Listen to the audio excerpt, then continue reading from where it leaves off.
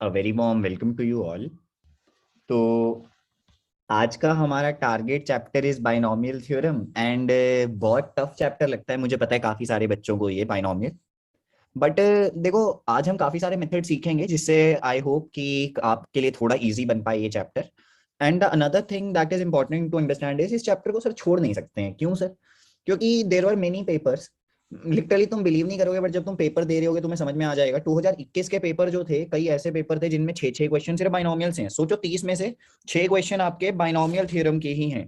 तो अगर किया ही नहीं होगा चैप्टर तो फंस जाएंगे। बट अच्छी बात क्या थी, वो 6 में से एक ही क्वेश्चन टफ था, बाकी सारे स्कोरिंग सवाल थे। जिसने किया होता उसके लिए तो उसके तो मजे आ गए थे। So in our DP 1 and 2, majorly DP 1 में आपके क्वेश्चंस जितने भी आएंगे, आपको ज्यादातर सवालों में आपको जनरल टर्म से डील करना पड़ेगा। Second type of questions were remainder theorem and factor theorem, है ना, ऐसे क्वेश्चंस होते हैं। अगली डीपी में ज्यादा क्वेश्चंस और किस तरह के हमें देखने को मिले थे, समेशन सीरीज के, है ना कहीं समेशन सीरीज वाले सवाल थे जहां पर हम फंस जाते हैं। ये 3 मेजर टाइप की कैटेगरीज हैं और तीनों को ही हम अच्छे से कवर करेंगे। तो शुरू करते हैं from are very first question, देखते हैं क्या क्या आपने डाउट्स फिल किए थे। So the starting with question number 4, a is greater than 0, b is greater than 0, a square plus b मुझे गिवन है। I want maximum value of term independent of x in the given expansion। Sir general term क्या होगा? 9CR, a x power 1/6 की power r, b x power sorry यहाँ पे ना 9 - r लिख देते हैं, -1/3 की पावर r कर देते हैं। तो what is the power of x? It is 9 - r/6 -r/3 and it should be 0। तो it means 9 should be equal to 3r आ गया हमारे पास, r का वैल्यू इज 3। तो मेरा आंसर क्या आया देखो, इट इज 9c3 a की पावर 6 इंटू b की power 3। This is what I am getting, right? Okay, इस टर्म का मुझे मैक्सिमम वैल्यू निकालना है, तो क्या करें? देखो, sum of numbers is given to me, sum of numbers is given to me. मुझसे इन नंबर्स के प्रोडक्ट के बारे में पूछ रहे हैं, maxima minima in short, right? तो सम गिवन है, प्रोडक्ट पूछा जा रहा है, तो हम क्या करते हैं ऐसे केसेस में? एएमजीएम यूज करते हैं। तो देखो, एएमजीएम से 100% आंसर आना चाहिए। This thing by 2 will be greater than equal to root a square into b. This is nothing but 1 बन गया ये। पुट न्यूमरेटर को 2 पुट करोगे तो तुम्हारे पास क्या आया यहाँ से कि जो मेरा ए स्क्वायर बी है that is less than equal to 1। तो क्यूब करोगे तो you will get your answer. I think now there is nothing that is left in this question. So process clear होना चाहिए आपको कि प्रोसेस क्या हमें रखना है। और सिमिलरली कई बार क्या होता है, प्रोडक्ट तुम्हें दे दिया जाता है और तुमसे पूछते क्या है, सम के बारे में, है ना। उल्टा भी हो जाता है, तब भी हमें एमजीएम ही लगाना है because all the numbers are positive. ये मेरे लिए बहुत बड़ा हिंट होता है। चलिए नेक्स्ट इज क्वेश्चन नंबर 6। 6 में क्या है? Suppose p be the seventh term from beginning, q be the seventh term from the end of the given expansion. तो मुझसे क्यू बाय पी का रेशियो मुझे गिवन है, I want the value of n. Okay, तो देखो generally जैसे आपको अगर मान लो कि सेवंथ टर्म लिखना था फ्रॉम द स्टार्ट, तो आप क्या करते हैं sir? It is NC6 seventh P of r+1 लिखा जाता है, राइट? तो सेवंथ टर्म में r का वैल्यू इज 6, तो NC6 आएगा इंटू क्यूब रूट ऑफ 3 की power n-6 1/4 root cube root of 4 की पावर 6, ये बन जाएगा, है ना? ठीक है। बट अब जब आपको seventh term from the and लिखना है ना, तो आपको क्या याद रखना है सर? यहाँ पे NC6 था, अब क्या होगा? NC n-6 हो जाएगा, r का वैल्यू बस n-6 हो गया sir. That is how I remember this. तो यहाँ पे क्या बन जाएगा? This will be cube root of 3 की power 6 and cube root of 4 की पावर n-6। दोनों का रेशियो गिवन है तुम्हें, तो देखो रेशियो क्या बन रहा है हमारा। आई थिंक द रेशियो, इन दोनों का रेशियो हमें गिवन है, तो देखते हैं। ये टर्म जो है this is again same as NC6, तो ये तो कैंसल आउट हो जाएगा। तो इसका रेशियो इज 1/12 लिख सकता हूं मैं ऐसे। तो क्या बन गया मेरे पास? 3 की पावर n-12/3 डिवाइडेड बाय 4 की पावर, क्या बन रहा है हमारे पास? यहाँ पे आ रहा है 6 - n+6 divided by 3 and this is equal to 1/12। तो दैट इज एक्चुअली 12 की पावर, सॉरी पावर में लिखता हूँ, ये 12 की power n-12/3 is equal to 1/12। I think अब आपका आंसर आ जाएगा। तो क्वेश्चन जो है, ये बात याद रखना, अगर some term is NCR from the start, उसमें एनसीआर आ रहा है, तो same term from the end क्या होने वाला है? एनसी n-r कर दो बस, ठीक है ना। चलिए आगे जाते हैं। अभी इस क्वेश्चन से भी, ये भी बच्चों ने फिल किया था। अभी नेक्स्ट सवाल देखो, ये रिमाइंडर वाले सवाल हैं। क्वेश्चन 7th था, सिमिलरली क्वेश्चन 9th भी ऐसा ही है। तो पहले तो आप ऑनेस्टली खुद ही बता दो कितने लोग स्ट्रगल करते हैं इस टाइप के क्वेश्चंस में, तो मैं फिर आपको कोई एक प्रॉपर वे समझा दूंगा। तो प्लीज रेज हैंड जितने लोग भी रिमाइंडर टाइप ऑफ प्रॉब्लम्स में स्ट्रगल करते हैं, प्रॉब्लम आ जाता है। ओके, तो देखो मैं क्या याद रखता हूँ, मैं आपको बेसिक बताता हूँ। मैंने आरएमओ में पढ़ा था कि मुझे ये मेरे टीचर ने हमेशा बताया था कि अगर ए पावर बी को तुम्हें डिवाइड करना है किसी भी एक रैंडम नंबर सी से और तुम्हें निकालना है कि भाई मेरा रिमाइंडर क्या होगा, तो तुम्हारा सबसे पहला थॉट होना चाहिए कि ए की सारी पावर लिखो, 1 ए पावर 2 ए पावर 3, तब तक लिखते रहो जब तक आपका ए जो भी नंबर बन रहा है वो सी का मल्टीपल +1 या तो सी का मल्टीपल -1 ना बन जाए, तब तक आपको लिखते रहना है। This is the starting point जो आपको ध्यान रखना है। फॉर एग्जाम्पल कोई मुझे देता है 28 की power 99 for example, and I want to divide this by 3 and find remainder. तो सॉरी मैं उल्टा कर देता हूं, मान लो कि मुझे 3 की पावर 19, मैं एक अच्छा ही क्वेश्चन कवर कर लेता हूँ। मुझे मान लो 3 की पावर 99 को डिवाइड करना है विद 26 फॉर एग्जाम्पल, या फिर विद 13 फॉर एग्जाम्पल। तो क्या करूंगा मैं, 3 की पावर 1 लिखूंगा, नहीं लिख सकते 13 के मल्टीपल की फॉर्म में। 3 स्क्वायर इज 9, अभी भी नहीं लिख सकते। 3 cube is 27, what is this, it is 13 into 2 minus 13 into 2 +1। Okay, 13 के +1 आ गया, ये मेरा स्टार्टिंग पॉइंट होगा। तो देखो what is this, it is 27 की पावर 33, दैट इज 26 +1 की पावर 33। अब देखो जब इसे ओपन करते हैं तो क्या बनता है, पहला टर्म आएगा 33C0 26 पावर 33, ऐसे टर्म चलती रहेंगी। सेकंड लास्ट टर्म होगा 33C 32 into 26 and last term will B 1। First से लेके सेकंड लास्ट टर्म तक सब कुछ 26 का ही मल्टीपल है सर, रिमाइंडर तो सिर्फ मेरा लास्ट टर्म ही आएगा। Okay, generally remainder is the last term. आता कैसे है, लॉजिक क्या है, वो आई होप आपको समझ में आया। हमें हमेशा सी का मल्टीपल +1 या -1 बनाना है, यही स्टेप लोगों को नहीं पता होता। अब हम देखेंगे क्वेश्चन इसकी, इसको यूज करते हुए और क्लैरिटी आ जाएगा।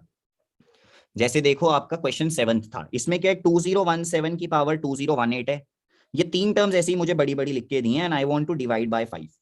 ध्यान से सुनना, एक ही बार में क्लैरिटी आ जाएगा। देखो सर, सर यहाँ पे 2017 को तो नहीं लिख सकता 5 का मल्टीपल +1 या -1 की फॉर्म में, ये तो मुश्किल हो रहा है।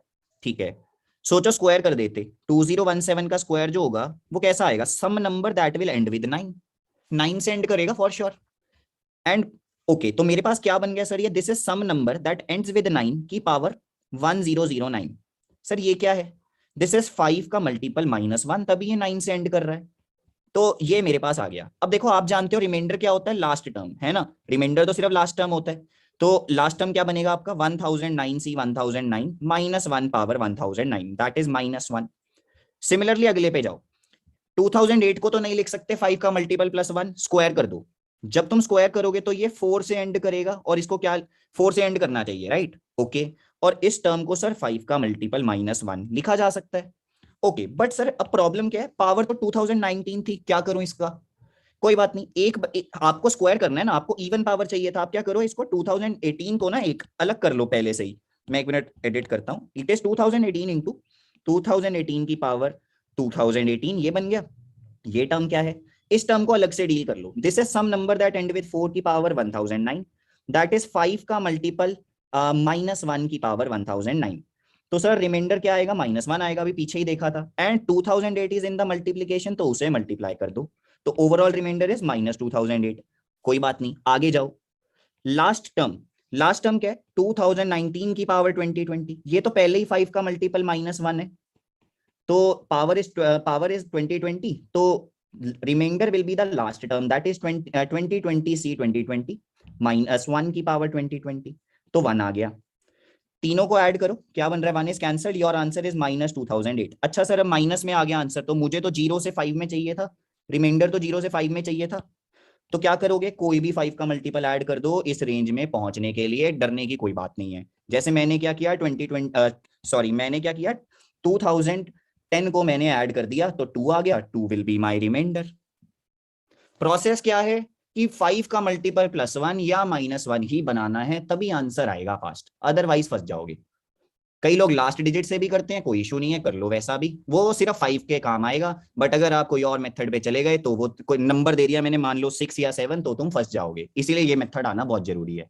तो जो लोग सोच रहे हैं लास्ट डिजिट वाला, इसीलिए मैंने ये किया है, क्योंकि भाई वो सिर्फ 5 में लगेगा और जगह पे नहीं लगेगा। आदर्श, Sir, how 2008 before, sir? Because the power was 2019 and मुझे तो स्क्वायर करना था, तो 19/2 थोड़ी कर सकता था, Oh, okay. है ना। तो मैंने क्या किया, उससे जस्ट पिछले नंबर पे चला गया जो डिवाइड हो सकता था 2 से। अब मान लो पावर कुछ अजीब सा होता और मुझे 3 से डिवाइड करना होता, तो I will go to the just previous multiple of 3। Got it Sir, Adarsh? sir, 2018. No, what sir, is I'm not get. The issue there? Sir, 2018 into 2018 for 2018, sir. Then you divided by you got 1009. Because the I did square ना, square किया है ना भाई, and 5 के -1 बनाना है ना। Oh, what is okay, sir. Dhruv?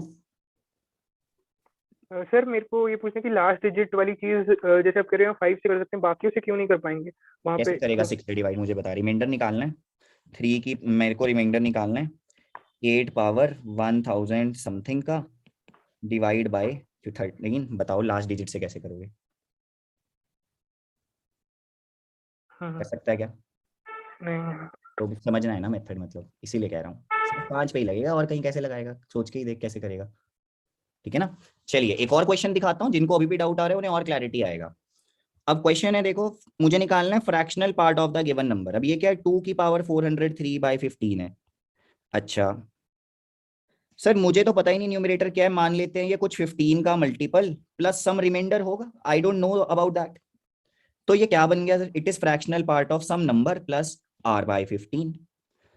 Fractional part की तो प्रॉपर्टी होती है number plus minus any integer तो सेम ही बन जाता है, क्योंकि सर फ्रैक्शनल पार्ट का तो पीरियड भी 1 होता है, ये सब हम जानते हैं, बाकी ये प्रॉपर्टी होता है। तो this is just equal to fractional part of r/15, क्योंकि k तो इंटीजर होगा कोई ना कोई। तो मतलब मेरा आंसर इज r/15। तो r is what? r is the reminder.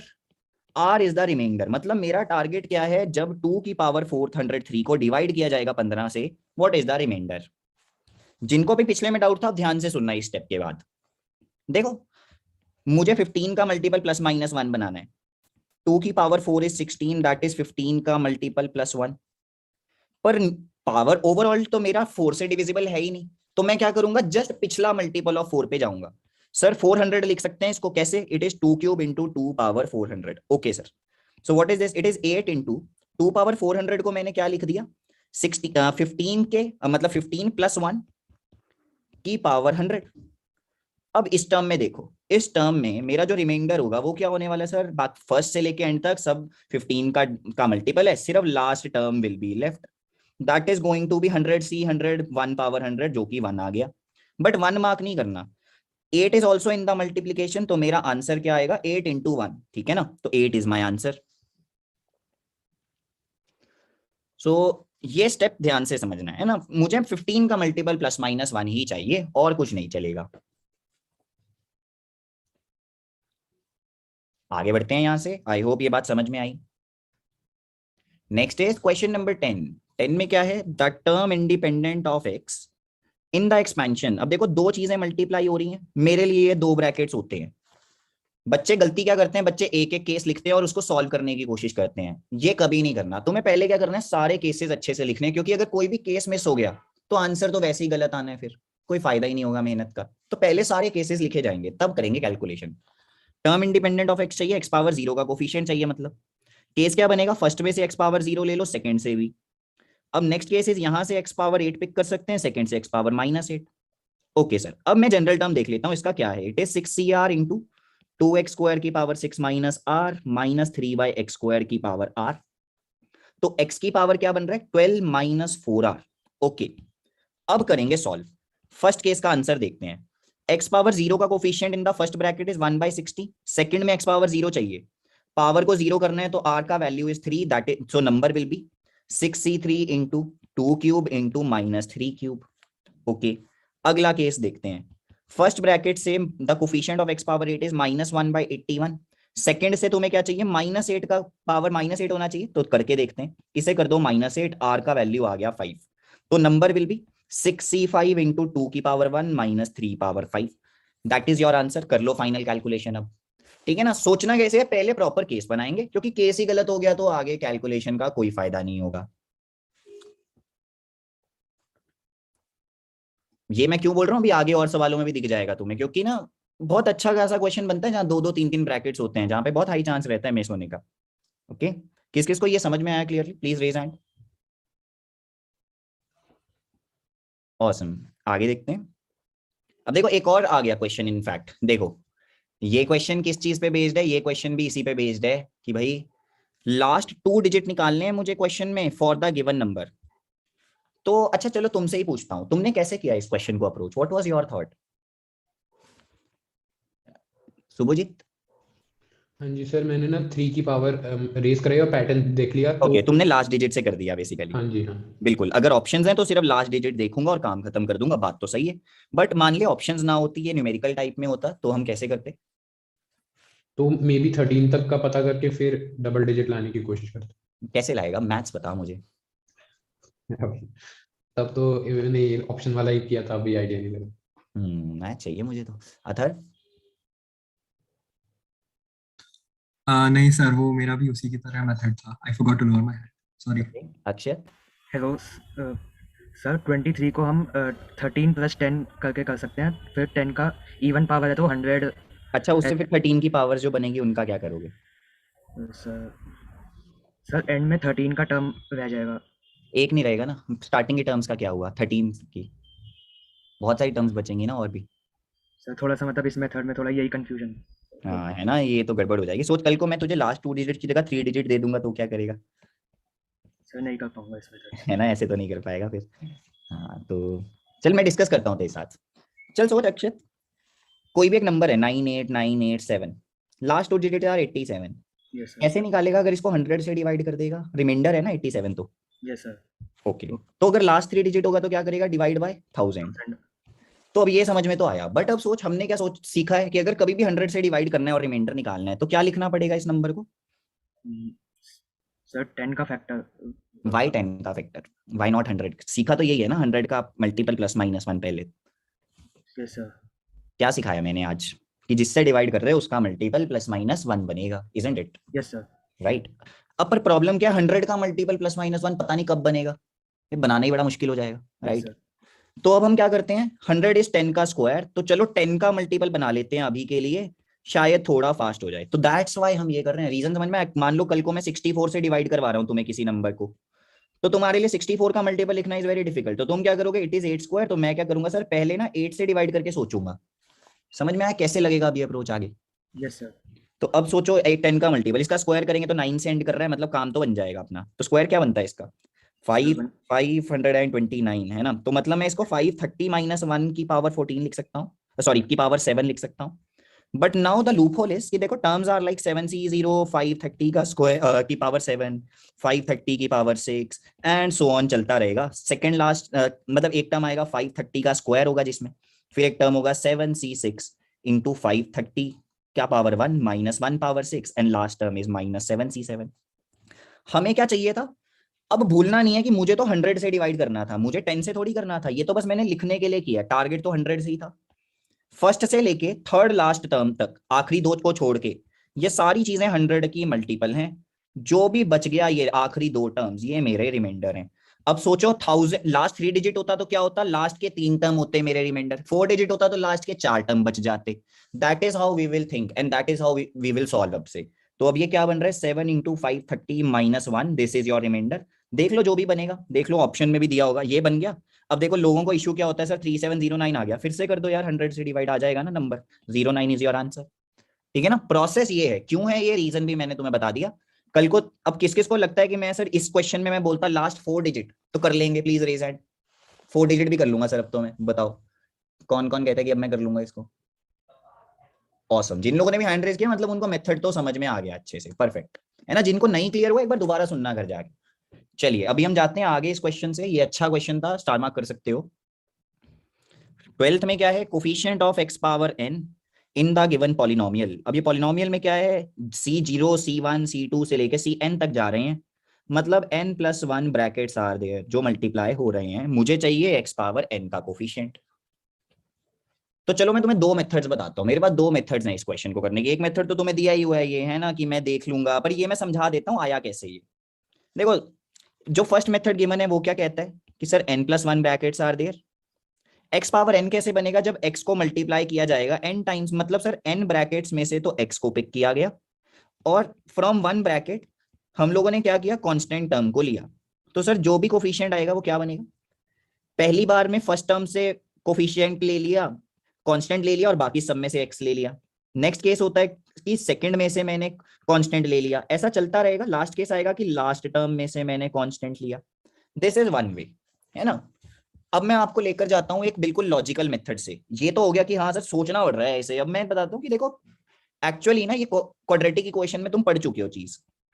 देखो तुमने क्या पढ़ा है कि सर अगर इसे ओपन करेंगे तो कैसा बनेगा, x की power n+1 plus some a times, चलो b लिख देते हैं आप, सम b टाइम्स x की power n and so on, है ना, ऐसा कुछ बनेगा। तुम्हारा काम क्या है, ये निकालना। सोचो ये तो चीजें मल्टीप्लीकेशन में है, तो सर सम ऑफ रूट्स जो होता है, जो भी सम ऑफ रूट्स होता है वो क्या होता है, -b/a, तो इट इज -b। सर मेरा काम क्या है, ये निकालना कि अब देखो -b क्या बन गया, sum of roots is -2n+1/0, this is one root. Second bracket को 0 करोगे तो second root of the equation है। ऐसा चलता रहेगा एंड तक, 2n+1c n तक पहुंच गए। तो b का वैल्यू क्या हो जाएगा, प्लस कर दो सब कुछ हर जगह पे। This is your answer. This is another way to think, ठीक है ना। दोनों तरीके से सोच सकते हो, कोई इशू नहीं है। अब देखो आगे की बात बताता हूं। अब इसको सिंप्लीफाई कैसे करेंगे, सर आधी चीजें हैं, 0 से लेके n तक है, आधी चीजें हैं, कोई बात नहीं। तुमने ये पढ़ा है कि NCR जो होता है वो हमेशा NCn-r होता है, यही ट्रांसफॉर्मेशन लगाएंगे। तो दोबारा से b को लिखो, 2n+1c, 0 इज 2n+1c, 2n+1, ऐसा चलता रहेगा। लास्ट टर्म क्या बन गया, 2n+1c n+1। आई थिंक दोनों को ऐड करने पे आपका आंसर आ जाएगा। That will be the standard sum of all the coefficients. Process समझना है, ये दो तरीके से करते हैं लोग, जैसा तुम्हें ज्यादा अच्छा लगे वैसे तुम कर लेना। किस किस को सेकंड मेथड समझ में आया, क्या लॉजिक है ये एक्चुअली जेईई एडवांस के जैसा क्वेश्चन है, इतना टफ नहीं है। इस टाइप का जो लॉजिक मैंने लगाया है ये बहुत फ्रीक्वेंटली जेईई एडवांस के सवालों में लगता है, बहुत ज्यादा फ्रीक्वेंटली। मेंस में नहीं लगेगा ज्यादा, एडवांस में बहुत लगेगा ये लॉजिक, कि रूट्स की तरह सोचा जाए। अब सोचो x पावर समथिंग और का कोफिशिएंट पूछता तो रूट्स के ही रिलेशन से होता वो सॉल्व, ऐसे ना कर पाते तुम बेसिक से फिर, ठीक है। चलिए आगे बढ़ते हैं। नेक्स्ट इज क्वेश्चन नंबर 14 में क्या, coefficient of x power 25 in the expansion, summation दिया बड़ा सा। बट अच्छी बात क्या है sir, it is like NCR sum a की पावर 50 CR सम a की पावर 50 -r b की पावर r है। This is the general term of the binomial a plus b की पावर 50, एंड सारे कोफिशिएंट का सम कर लोगे तो equal to a plus b की पावर 50 बनेगा। एक्चुअली वही पैटर्न लिखा हुआ है, ध्यान से देखा जाए तो। ये क्वेश्चन तो बड़ा, ये क्या बन गया आपके पास, अब 2 - x प्लस 2x - 3 की power 50 is this simplification, that will B basically x - 1 power 50। आपको क्या चाहिए, x पावर 25 का कोफिशिएंट, तो क्या बनेगा वो 50c25, x power 25 - 1 power 25। Okay, तो आंसर इज ऑप्शन नंबर 3।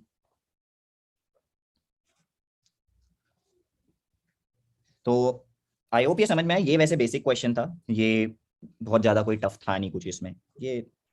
और ये टाइप आजकल आपको देखने को नहीं मिलेगी, to be very honest with you. ये आपको बिटसैट में देखने को मिल जाएगा, जेईई मेन में इफ यू आर लकी कुछ आसान सवाल आ गया तो ये मिलेगा, अदरवाइज आजकल थोड़े बेटर सवाल ही पूछेंगे। तो 15th क्वेश्चन। अब 15th क्वेश्चन में क्या है, देखो जैसे 3 टर्म्स हैं, मुझसे पूछा है coefficient of this a power 3 b power 4 c power 5 in the expansion. Most लोग इसको कैसे करने की कोशिश करते हैं, sir bc plus a into c plus b कर दिया मैंने, फिर मैंने बाइनोमियल लगाया। Never do this thing. क्यों? क्योंकि ये ना बहुत ज्यादा टाइम कंज्यूमिंग होता है। अगर आप ऐसे लिखोगे ना टर्म्स को तो आप बहुत ज्यादा टाइम वेस्ट कर दोगे। तो आपको क्या याद रखना है, आपको बेसिक एक ही इक्वेशन मल्टीनोमियल का थ्योरम का याद रखना है, that is for the general term, और कुछ नहीं चाहिए। जनरल टर्म सर अगर इसका लिखना होता तो वो क्या होता, 6 factorial bye n1 factorial n2 factorial n3 factorial, क्योंकि 3 टर्म्स हैं। फर्स्ट टर्म जो है उसका पावर n1, सेकेंड टर्म का पावर n2, थर्ड टर्म का पावर n3। अब तुम ये तो जानते हो कि सर टोटल तो हमेशा पावर का 6 ही बनना चाहिए, तो दिस इज द रिस्ट्रिक्शन। ये हो गया तुम्हारा जनरल टर्म। इसी तरह से तुम्हें याद रखना है, 4 टर्म्स होती तो 4 फैक्टोरियल्स होते डिनोमिनेटर में, दैट्स ऑल। अब तुम्हें ध्यान से देखो, अगर तुम्हें कोफिशिएंट चाहिए a³ b power 4 c power 5 का, तो वो कैसे आएगा, a की पावर 3 करना है, तो a की पावर क्या है मेरे पास, a की पावर है n2 plus n3 and this is 3। इन दोनों को सब्ट्रैक्ट करेंगे तो n1 आ गया, n1 की वैल्यू आ गई। चलो b की पावर इज 4, b की पावर बन क्या रही है n1 plus n3 and this is 4। इन दोनों को सब्ट्रैक्ट करोगे तो आपके पास n2 का वैल्यू आ गया 2, तो n2 n1 आ गया, मतलब n3 का value will be equal to 1। So अब आपका कोफिशिएंट क्या बन गया, coefficient is 6 factorial by 3 factorial 2 factorial 1 factorial, that's all. बहुत आसान हो जाता है अगर पता हो, क्योंकि जितना मर्जी वो बोल लें सिलेबस में है नहीं है, पेपर में तो यार क्वेश्चन प्रीवियस ईयर में आए हैं, तो अच्छा ही रहेगा, तुम कर लो, क्यों ही रिस्क लेना। ठीक है, अभी आगे देखते हैं। ये तो था हमारा, ये सब नहीं करना है ना, इतना कॉम्प्लिकेट नहीं करना है, तुम्हें सिंपल यही रखना है, सिंपल सॉल्व करना मैंने तुम्हें सिखा दिया, तुम्हें और कुछ ज्यादा ये डिवाइड वगैरह कुछ कुछ करके किया, ये सब करने की कोई जरूरत नहीं है, सिंपल रखो तुम चीजों को। ठीक है, अब जा रहे हैं डीपीपी 2 में। चलो पहले ना मैं एक तुमसे ही बात क्लियर कट पूछता हूँ, जैसे डीपीपी 2 में देखो फोर्थ क्वेश्चन तो चलो अलग टाइप का है, अब जैसे fifth question was based on the summation series, sixth में भी ऐसा ही कुछ था, सेवंथ में भी ऐसा ही कुछ है, एट्थ में भी ऐसा है, नाइन्थ में भी ऐसा है। तो कितने लोग एक्चुअली स्ट्रगल करते हैं कि सर मुझे तो समझ में ही नहीं आता शुरू कैसे करना है सवाल को, क्या पूछना है, कैसे करूं एक्चुअली शुरू। कितने कितने लोगों के साथ एक्चुअली ये प्रॉब्लम है, जितना ऑनेस्ट रहोगे उतना अच्छा रहेगा, है ना, उतना डेप्थ में मैं बात कर पाऊंगा। बाकी सब लोगों को समझ में आ जाता है, परफेक्ट है, बढ़िया है। चलिए तो फिर मैं एक बार क्विक ओवरव्यू दे देता हूँ, है ना, बहुत ज्यादा डेप्थ में नहीं जाना पड़ेगा। देखो मुझे क्या लगता है ना, मेरे को एज ए स्टूडेंट तो बहुत स्ट्रगल होता था इस चैप्टर में, क्योंकि मुझे ना समझ में नहीं आता था फर्स्ट स्टेप क्या होगा, क्योंकि पता ही नहीं लगता था किस टाइप का क्वेश्चन है। तो फिर मैंने क्या किया, मैंने समराइज किए मेथड्स कि देखो किस तरह का सवाल होता है। एक होता है two gap based, two gap में क्या होगा सर, C0 दिख रहा है, C2 दिखेगा तुम्हें फॉर एग्जांपल ऐसा, फिर 2 power 4 NC4 and so on, दो दो का गैप है सर, 0 2 4। तो सर ऐसे सवालों में क्या करते हैं, एक बार x को a पुट करते हैं, एक बार x को माइनस a पुट करते हैं, ये मुझे याद है। क्यों, अब a कैसे डिसाइड होगा, देखो यहाँ पे 2 का पावर है जो बार बार रिपीट हो रहा है, तो एक बार x को 2 पुट करेंगे, एक बार -2, दो equations 1 plus x power n में ऐड सब्ट्रैक्ट करके आंसर आ जाएगा। अब सिमिलरली कल को कोई मुझसे बोल दे 3 का गैप है सर, तो मुझे कोई ऐसी टर्म चाहिए जो 3 के बाद रिपीट होती हो। कोई मुझे बता सकता है कौन सी ऐसी टर्म है जो 3 के बाद रिपीट होती है। मान लो कुछ ऐसा मैंने पूछ लिया तुमसे, व्हाट इज द टर्म जो 3 के बाद रिपीट होती है, क्या करोगे बताओ 3 गैप वाले में, Chitranshu. Sir 1 plus omega square, पहले 1 पुट करेंगे फिर ओमेगा स्क्वायर। ओके, इस स्पेसिफिक में 1 करेंगे, बट अगर जनरली याद रखें तो a omega and a omega square, है ना, जनरली ऐसा याद रख सकते हैं। अब यहाँ पे कोफिशिएंट्स 1 थे तो 1 ओमेगा स्क्वायर, क्योंकि ओमेगा 3 के बाद रिपीट करता है, बिल्कुल परफेक्ट बात है। तो अब हमारे पास ये हो गए दो टाइप के सवाल। अब और किस तरह का क्वेश्चन आता है, ये होता है कि summation of some function of n and r multiplied by NCR होगा, या तो some function of n and r divided by NCR भी हो सकता है। But the good main thing is only one NCR term is there, एक ही NCR term है।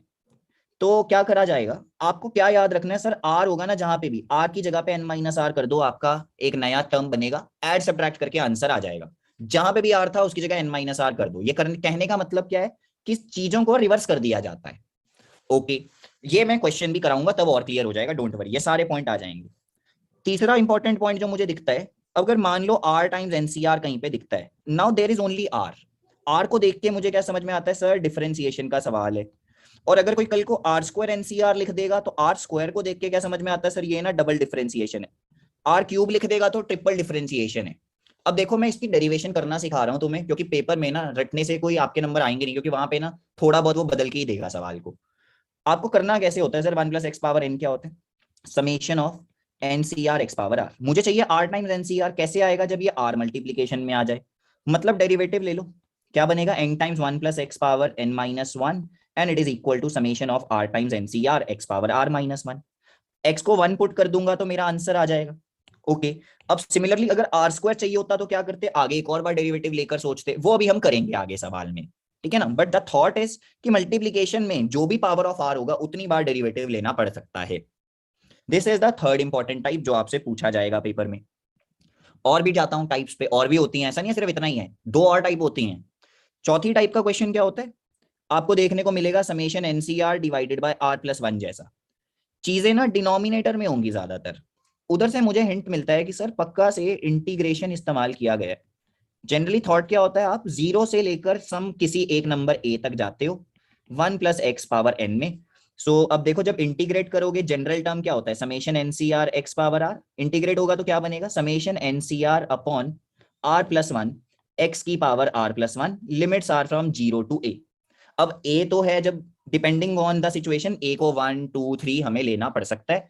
Thought is this, general term की तरह सोचा जाता है। किस किस को अभी तक ये टाइप्स थोड़ा समझ में आया जो समराइज हमने किया है?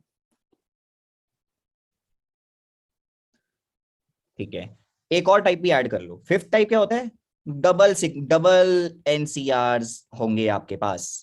जनरली थॉट प्रोसेस क्या होता है, बस इसकी डेरिवेशन आपके सिलेबस में नहीं है, आपको जरूरत भी नहीं है। आप एक बेसिक बात याद रखना कि सर मुझे क्या करना है, बस इसे ओपन कर देना है और ज्यादा कुछ और सोचने की जरूरत नहीं है। ओपन कर दूंगा, काम बन जाएगा, ठीक है ना। बाकी कोई टफ सवाल जो होते हैं वो सब जेई एडवांस के लिए हैं, वो हम अलग से पढ़ते हैं। पूरा जेई एडवांस में डबल समेशंस वो है नहीं जेई मेन में, ठीक है ना।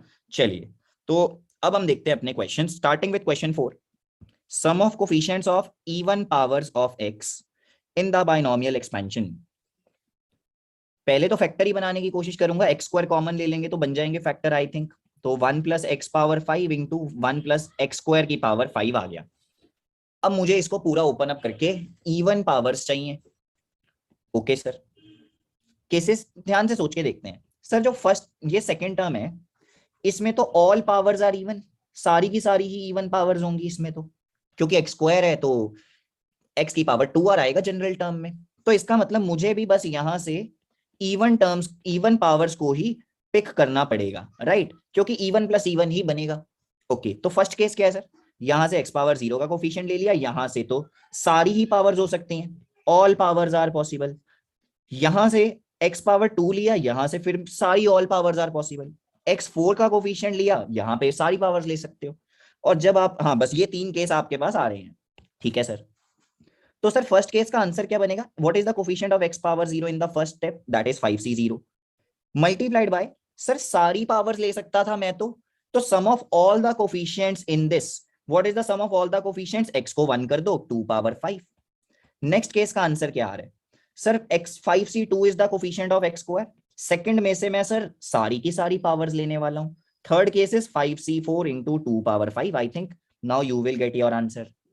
सोचने का तरीका है बिल्कुल कि भाई जब सारी पावर दूसरे में इवन है तो फर्स्ट वो तो सारी की सारी मैं ले ही सकता हूं for every even power that I will choose for my first bracket, right, क्योंकि x पावर 0 आपने फर्स्ट में लिया तो सेकंड से 0 2 कुछ भी ले लो, सारी की सारी वैलिड होंगी। चलिए, यस ध्रुव। सर इसको हम जीपी की तरह नहीं सोच सकते? जीपी कहाँ है? अच्छा हाँ, वो, बट फिर डिनोमिनेटर में चला गया ना, अब नेगेटिव इंडिसेस थोड़ी पड़ा है, डिनोमिनेटर में क्या चली होता है जाएंगी चीजें, हाँ, तो दैट्स व्हाई हमने नहीं कर रहे वैसा। फिर उसको ओपन कैसे करेगा? व्हाट विल यू हाँ। Do with 1 - x power -5? Avni, yes Avni, you can unmute. I did this in a different way and did it much faster. Like I just put x is equal to 1 in the first step, and I put x is equal to -1 in the next step. So if I tell you in this specific question that your method will be correct, but okay, yes, we can do that. I think this will because be, all that will be the much negative better. powers will cancel out on adding, right? Right. If we think like this whole expansion is like something nc0, something nc1 and so on, मुझे क्या चाहिए into x, यहाँ पे 0 है power, यहाँ पे x power 1 है, यहाँ पे x square and so on. तो I need the, basically I just need कि 2 के गैप की तरह हो गया, राइट। ये I just need terms that are at gap of 2। तो मैं क्या कर सकता हूँ, एक बार 1 एक बार -1, दोनों को ऐड कर देंगे, आंसर बन जाएगा। Yes, you can do this, perfect. I think it will be much more efficient way जो तुमने किया है। अब हाँ बिल्कुल ये चल जाएगा, और इनफैक्ट कल को मैं कुछ भी रैंडम भी दे दूंगा तो हमें सोचना नहीं पड़ेगा, ये सही है। चलिए आगे बढ़ते हैं। अभी next is fifth one. Fifth में क्या है, 2 × 20c0, 5 × 20c1, 8 × 20c2, ऐसा पैटर्न चलता जा रहा है। कोफिशिएंट्स में कोई पैटर्न है क्या? 2 5 8 अप टिल 62। डिफरेंस सेम है, तो ये टर्म्स मेरी एपी में है, ये मुझे पता लगता है अभी तो बस, right. Okay, now these terms are in AP. What is one thing that I know about AP, कि sir last and first term का सम जो होता है वो सेम होता है, कि sir first term and the last term 21th term will be same as second term and the second last term will be same as third term and the third last term। ये AP की property होती है। मतलब मुझे ना series को उल्टा करके लिख देना है सर, मेरा काम बन जाएगा। एक बात याद रखना, नेवर मिक्स 2 टर्म्स, इन दोनों को एक साथ कंबाइन नहीं करना है। पहले अगर ये सीरीज एस था, आप नया सीरीज लिखो by changing NCR to NCN-R आपका आंसर आ जाना चाहिए, बट ऐसा नहीं करेंगे कि एक ही टर्म में मिक्स करना शुरू कर दिया, that will create a lot of confusion. Now it is 20 times 20C 20, 5 times 20C 19, ऐसा चलता जा रहा है। Last term is 62 times 20C 0। If we will add both of them तो देखो 2s क्या बन रहा है, C0 का कोफिशिएंट इज 64, C1 का coefficient is 5 plus the second last term फिर से 64 ही बनना है, हमें पता ही है एपी का प्रॉपर्टी होता है।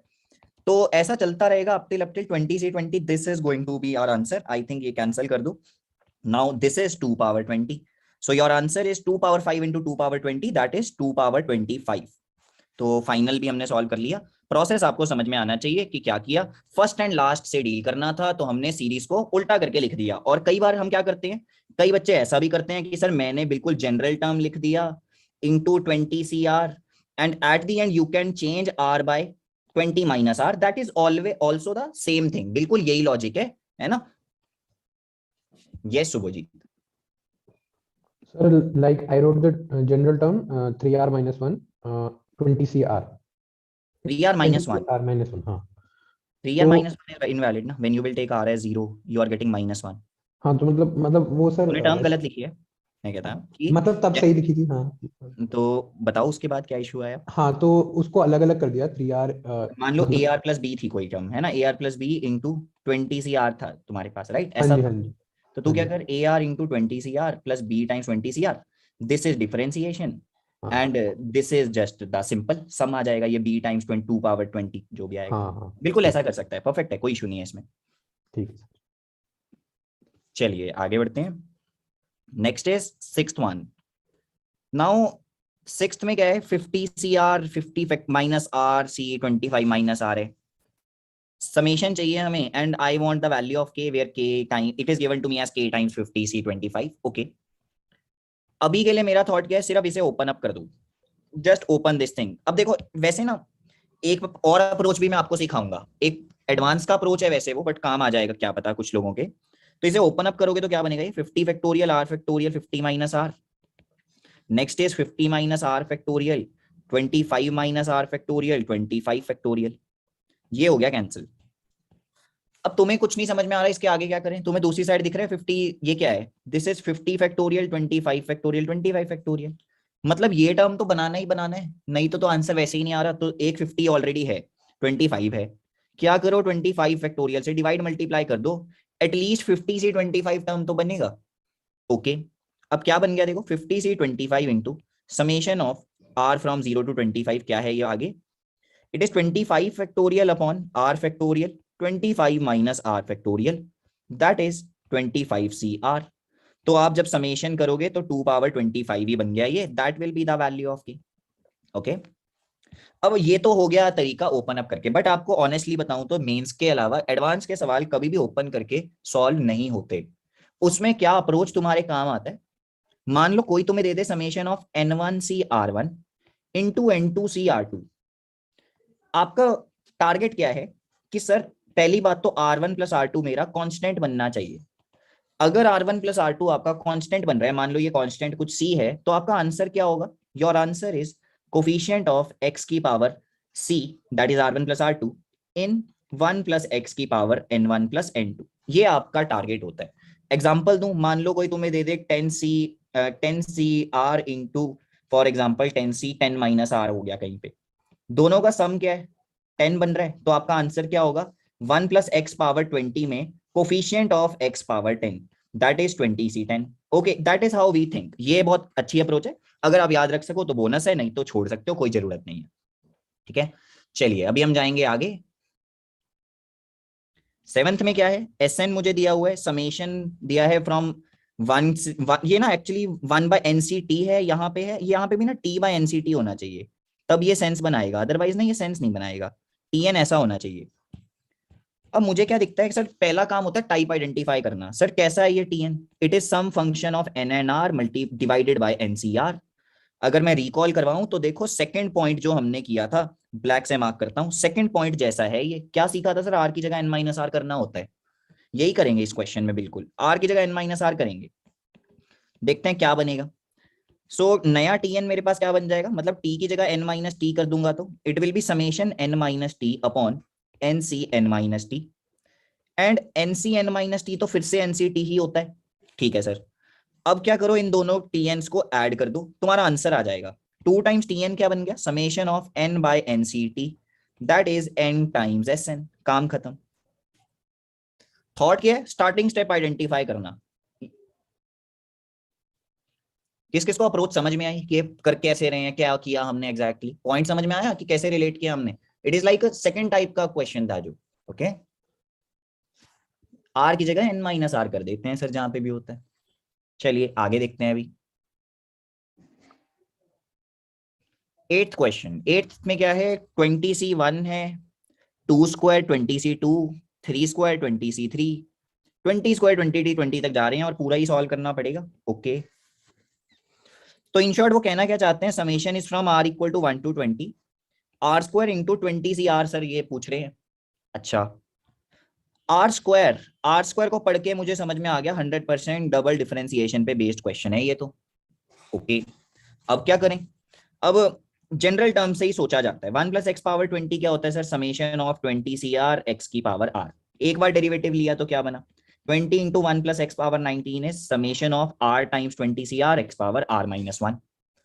अब एक अप्रोच होता है डायरेक्ट डेरिवेटिव ले लो, बट मैं थोड़ा ध्यान से चलूंगा। मैं ध्यान से क्यों चलूंगा सर, अगर डायरेक्ट डेरिवेटिव लिया तो क्या बनेगा, मेरे पास r इंटू आर माइनस 1 हो जाएगा। ये थोड़ी चाहिए मुझे तो r स्क्वायर चाहिए था। तो मैं ना पहले ही अपने लिए इजी करने के लिए x से मल्टीप्लाई कर दूंगा दोनों साइड्स पे। देखो इससे क्या हुआ, मेरे पास टर्म क्या बन गई, 20x into 1 plus x power 19 equal to summation of r times 20cr x की पावर r। अब ले लो डेरिवेटिव। अब फायदा क्या होगा, कम से कम r आएगा मल्टीप्लीकेशन में, जैसा टर्म तुम्हें चाहिए था। कल को मान लो r इंटू आर माइनस 2 चाहिए होता तो क्या करते, डिवाइड बाय r x कर देते और फिर डेरिवेटिव लेते, कि ये टर्म बन पाए मेरा। दैट इज द टारगेट, है ना।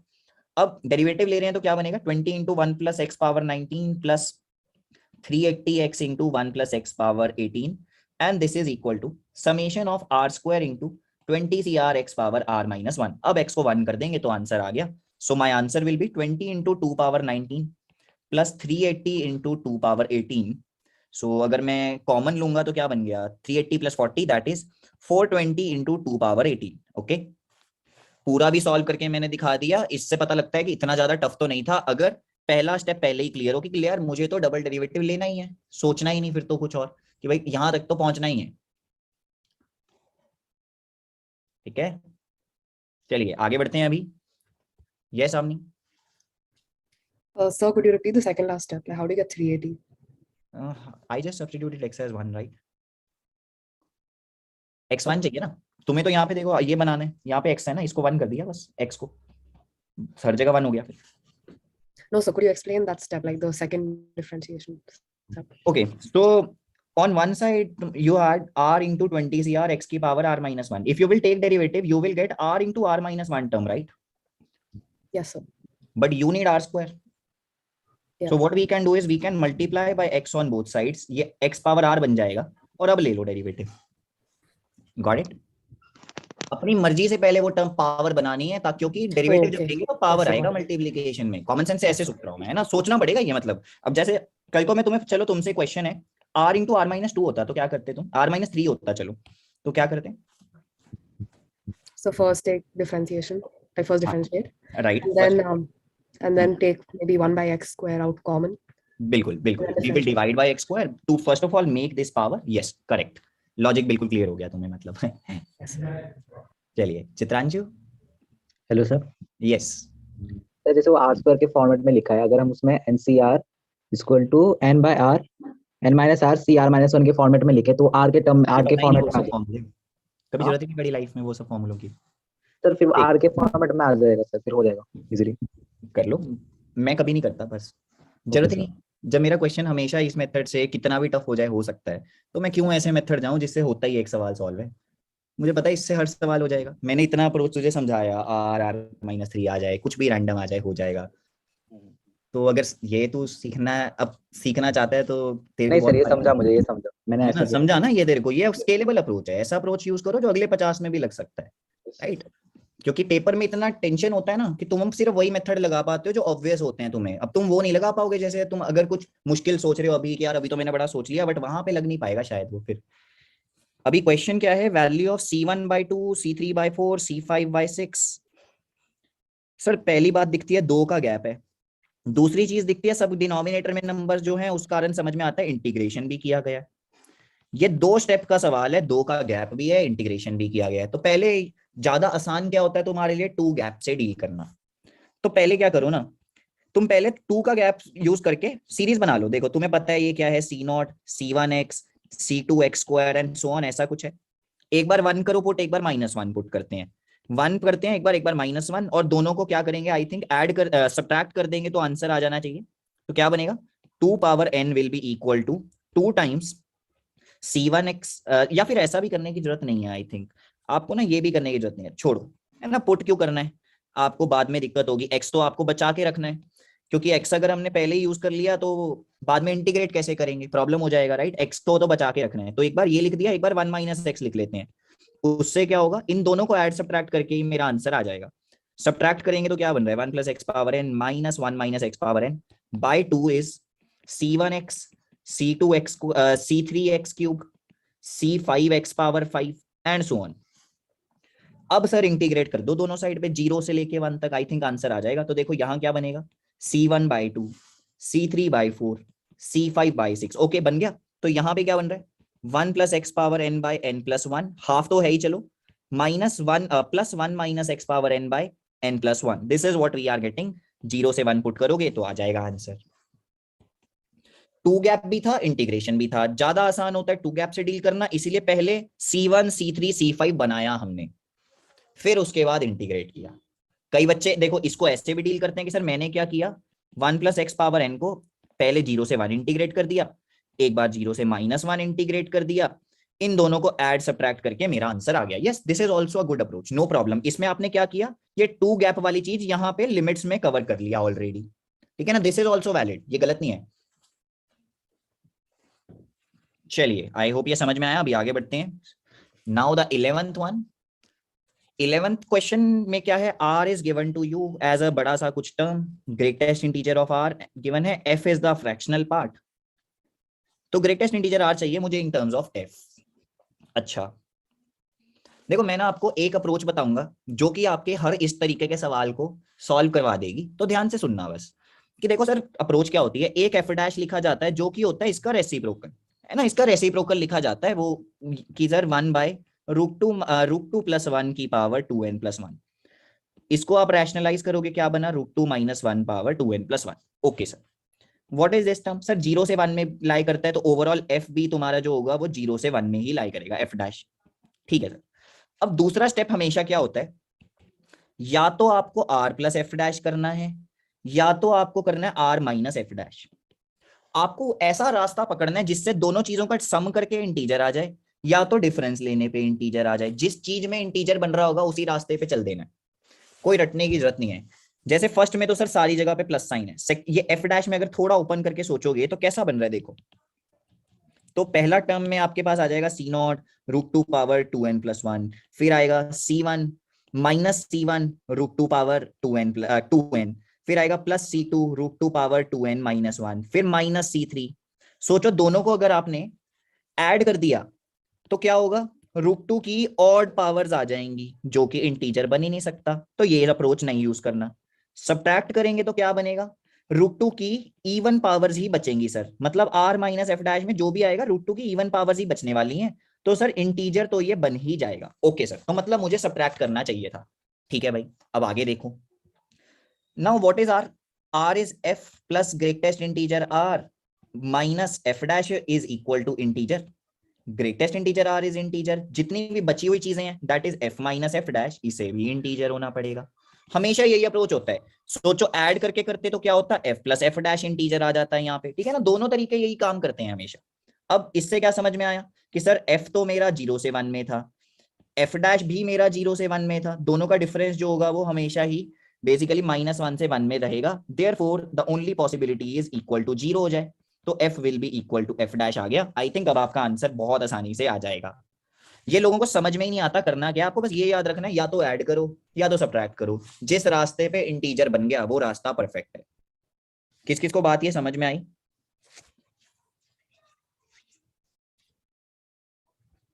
ऑसम। चलिए आगे जाते हैं अभी। So now the next one is question number 12।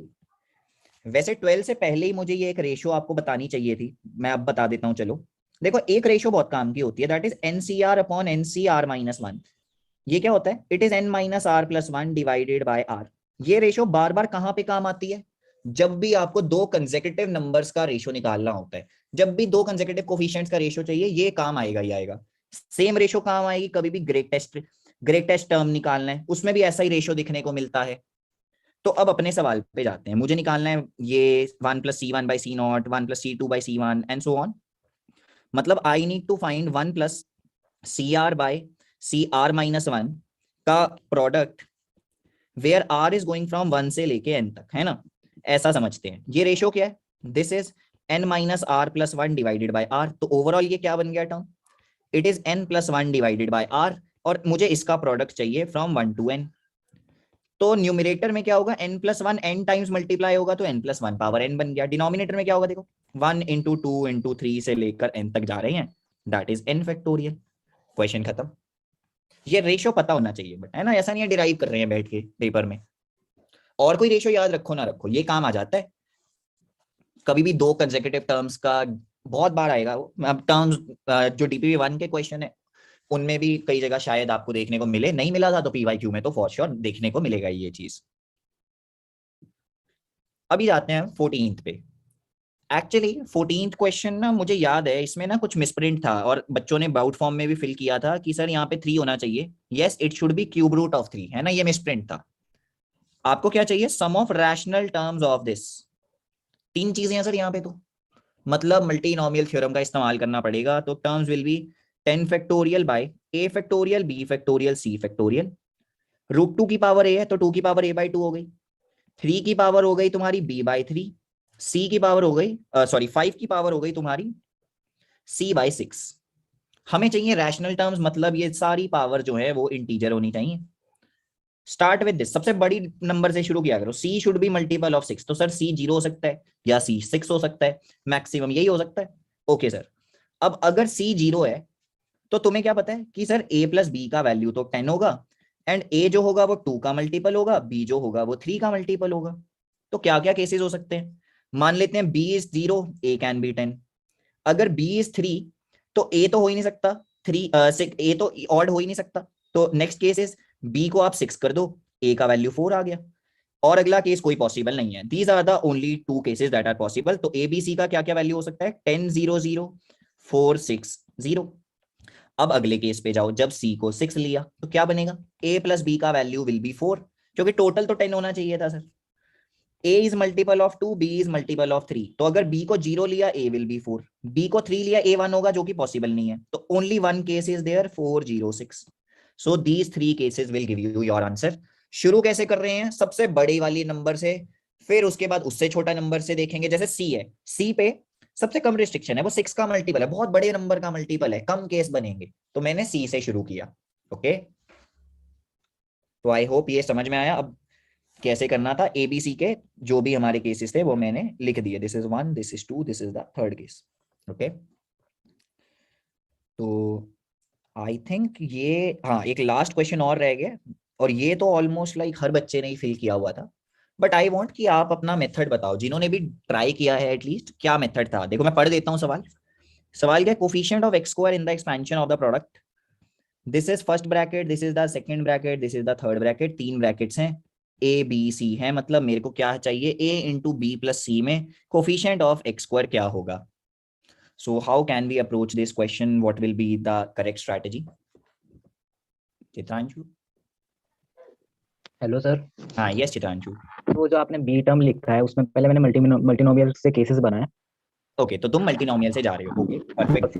This is वाला सी वाला कैसे हो गया? सी वाला सी वाला तो आसानी है, ए भी आसानी है, मतलब बी एक्चुअली इशू है में देखा जाए तो, उसमें कोफिशिएंट निकालना। ओके, तो ये सही है। तो one approach can be multinomial theorem. अब कई लोग क्या करते हैं, दूसरा अप्रोच जैसे सॉल्यूशन में दिया है कि सर मैंने तो बाइनोमियल थ्योरम की तरह समझ लिया, this is the second term, this is the first term. This is a very very lengthy approach, है ना, ये अच्छा अप्रोच नहीं है। कल को मैं कुछ और दे देता तो तुम फंस जाते। तो जो चित्रांशु ने बोला वो एक्चुअली अच्छा अप्रोच है। देखो केसेस क्या है, एक्स पावर 2 का कोफिशिएंट चाहिए फर्स्ट केस में, एक्स पावर 0 लिया ए से तो बी एंड सी से एक्स स्क्वायर लेंगे। अगर एक्स पावर 2 लिया ए से तो दोनों से 0 लेंगे। अब ये एक्स स्क्वायर निकालना इज द प्रॉब्लम। देखो तुम्हारा जनरल टर्म क्या है, तुम्हारा general term of the multinomial theorem using multinomial theorem है 6 factorial by a factorial b factorial c factorial 1 power a 2x power b 3x square की power c, मतलब x की power is b plus 2c। मेरा पहला case क्या है, b plus 2c को 0 करना है मुझे। तो क्या क्या हो सकता है सर, मैं b को 0 ले लूं, c को भी 0 ले लूं। This is the only possibility that we have. Sorry मेरे को 0 नहीं करना, मेरे को 2 करना था, सॉरी ये 0 वाला तो अगला केस है, पहला केस है इक्वल टू 2, तो इक्वल टू 2 करते हैं, रुको। इक्वल टू 2 के लिए क्या क्या केस होंगे, एक केस है कि b को 0 ले लो, c को 1 ले लो। Another case can be c को 0 ले लो और b का वैल्यू तुम्हारा 2 आ जाएगा। तो फर्स्ट केस का आंसर क्या है, 6 फैक्टोरियल बाय, अगर b 0 है c 1 है, a का वैल्यू 5 हो जाएगा, 5 फैक्टोरियल 0 फैक्टोरियल 1 फैक्टोरियल इनटू 2 की पावर 0 3 की पावर 1। सेकंड केस से क्या आ रहा है इसके, it is 6 factorial bye 4 factorial 2 factorial 0 factorial 2 की पावर 2। सो इन दोनों को ऐड करोगे तो कोफिशिएंट ऑफ एक्स स्क्वायर आ गया। Similarly coefficient of x power 0 कैसे आएगा, b प्लस 2c को 0 करना है, तो द ओनली पॉसिबिलिटी इज दोनों को ही 0 कर दो। तो answer will B 6 factorial bye 6 factorial that is 1। Okay, तो आई होप अभी समझ में आया, multinomial theorem is the much more efficient method. तो आई थिंक अभी यही थे हमारे क्वेश्चन जो मुझे डिस्कस करने थे। Now if any doubt is left तो आप हैंड रेज करके अभी क्लियर कर सकते हो। जनरली अगर मैं समराइज करूं तो हमने मेजर चीजें क्या क्या पढ़ी हैं आज। हमने पहले टर्म्स ऑफ बाइनोमियल थ्योरम की कुछ चीजें देखी, बेसिक थी वो। फिर हमने देखा रिमाइंडर थ्योरम, वो एक अच्छा टॉपिक है।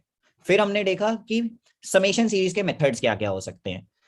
इसके दौरान हमने एक और अच्छी चीज क्या सीखी थी, मल्टीनोमियल थ्योरम का एक्चुअली इस्तेमाल करने के लिए सिर्फ जनरल टर्म की जरूरत है और रैंडम कुछ नहीं चाहिए। तो ये हमने कुछ टॉपिक्स आज मेजर कवर किए हैं। तो yes, now you can raise hand अगर कुछ रह गया। So this is the last call. किसी का हैंड रेज नहीं है तो मैं अज्यूम कर रहा हूँ कि खत्म हो गया आपका। ये मेथड्स याद रखना है ना, ये काम की चीज है। सो किस किस को मजा आया आज की क्लास में, कुछ ना कुछ सीख के जा रहे हैं, किस किस को ये फील आई, प्लीज रेज हैंड एक बार, मेरे को एक रिव्यू चाहिए। राइट, ओके, है ना। चाहे आपका चैप्टर वीक है स्ट्रॉन्ग है, एटलीस्ट कुछ ऐसे मेथड सीख लो जो आप आसानी से लगा पाओ। कुछ तो आधा चैप्टर तो कर ही पाओगे, पूरा नहीं भी कर पाओगे तो, है ना, यही सोचना है।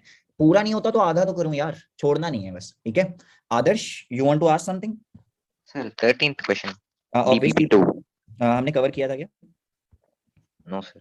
अच्छा, तो DPP2 का हमारे को चाहिए 13th क्वेश्चन। सो 13th कहाँ पे है, x पावर 10 मल्टीनोमियल थ्योरम। भाई अब तो बता ही दिया। Sir, I'm getting 420 as answer, sir. I don't know. So what will you do in this question, अगर हम देखेंगे तो x की पावर 2b माइनस x की पावर कुछ 3c आ जाएगी। तो तुम्हारे पास क्या है, 2b प्लस 3c is 8। This is a even number, हाँ. Is a even number, this should be even, मतलब c की value should Oh, be. okay, sir. I found out what I made wrong, sir. Okay, sir. तो यही मेरा सबसे पहला step होता है। अगर कल को कुछ रैंडम सी चीज आ जाती है, हाँ। इवन ऑड से मेरा काम खत्म हो जाता है। Yeah, okay, sir. I अच्छा, equated. मैं तुम लोगों से एक क्वेश्चन पूछना चाहता हूँ कि तुम लोग चाहते हो कि एक कोई इवन ऑड, जैसे मैंने जो चीज यहाँ पे की, कुछ ऐसा सवाल करना चाहते हो कोई एक और? प्लीज रेज हैंड जितने लोग इंटरेस्टेड होंगे एक्चुअली। ओके, बहुत सारे लोग इंटरेस्टेड है ना। कोई बढ़िया सा प्राइम नंबर बताओ, बड़ा 3 डिजिट प्राइम नंबर। अभी मैं हैंड लो कर रहा हूँ, कोई भी 3 डिजिट प्राइम नंबर बताओ, एक हैंड रेज करके कोई अच्छा सा नंबर बताना। सूर्यांश? 797। 797 प्राइम होता है? अच्छा, ओके, हाँ बिल्कुल। ओके, तो ठीक है। तो अब मेरा क्वेश्चन क्या है, इन हाउ मेनी, ये मेरा ना केवीपीवाई इंटरव्यू का पहला सवाल था जब मैंने 12th में केवीपीवाई का इंटरव्यू दिया। तो क्वेश्चन उन्होंने पूछा था, इन हाउ मेनी वेज, मैंने उन्हें बोल दिया कि मैथ्स बहुत पसंद है, तो उन्होंने मुझसे यही सवाल पूछा पहला, in how many ways you can write 797 as sum of 2 prime numbers. कितने तरीकों से इसको सम ऑफ 2 प्राइम नंबर्स की तरह लिखा जा सकता है? तो दिस इज द क्वेश्चन। जिसके पास भी कोई थॉट आएगा हैंड रेस करके बताना। वैसे पे जो मेरे को टाइम मिला था दैट वाज 1 मिनट, तो मैं भी आपको उतना टाइम देता हूँ सोचने का।